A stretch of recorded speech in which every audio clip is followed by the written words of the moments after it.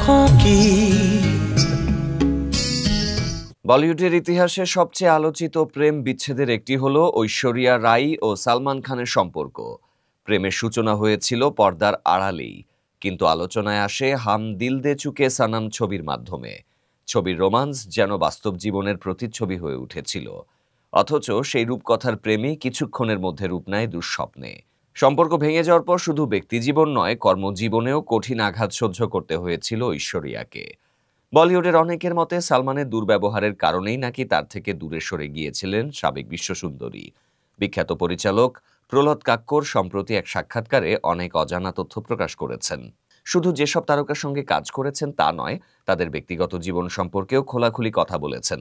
খুব কম মানুষ জানেন যে প্রহ্লাদ ঐশ্বরিয়ার মায়ের অ্যাপার্টমেন্টেই থাকেন। বিয়ের আগে ঐশ্বরিয়াও সেখানেই থাকতেন।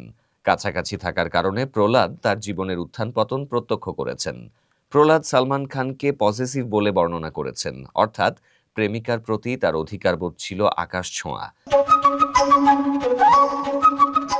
ঐশ্বরিয়ার সাথে সালমানের তর্ক বিতর্কের কথাও তিনি শুনেছিলেন। অতীতের সেই স্মৃতিচারণের মাধ্যমে প্রহ্লাদ দীর্ঘদিন ধরে চলা সালমানের ঐশ্বরিয়ার প্রতি শারীরিক নির্যাতনের গুজবগুলোর আংশিক ব্যাখ্যা দিতে চেয়েছেন।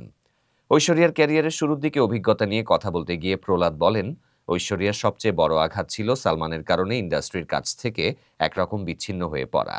তিনি আরও বলেন, সম্পর্ক ভাঙার ঘটনায় ঐশ্বরিয়া বিস্মিত হননি, কারণ তিনি জানতেন সেটি অনিবার্য ছিল। পরিচালকের কথায়, সালমান খুবই আক্রমণাত্মক ছিলেন। আমি একই ভবনে থাকতাম, সবকিছু শুনতাম, দেখতাম। ঝগড়া, চিৎকার, এমনকি দেয়ালে মাথা ঠোকা, এগুলো নিয়মিত ছিল। সম্পর্ক আসলে অনেক আগেই ভেঙে গিয়েছিল, শুধু ঘোষণাটা পরে এসেছে। বিচ্ছেদটা সবার মধ্যে স্বস্তি এনেছিল, ঐশ্বরিয়ার, তার বাবা মায়ের, এমনকি সালমানেরও।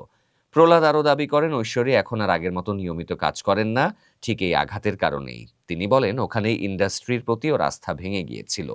এর আগে সে অত্যন্ত প্রতিশ্রুতিবদ্ধ ছিল, কিন্তু সে আর ইন্ডাস্ট্রিকে বিশ্বাস করতে পারেনি। তবুও প্রহ্লাদের মতে সম্পর্ক ভাঙনের পর যে মানসিক আঘাত তিনি পেয়েছিলেন তা এখনও কোথাও না কোথাও রয়ে গেছে।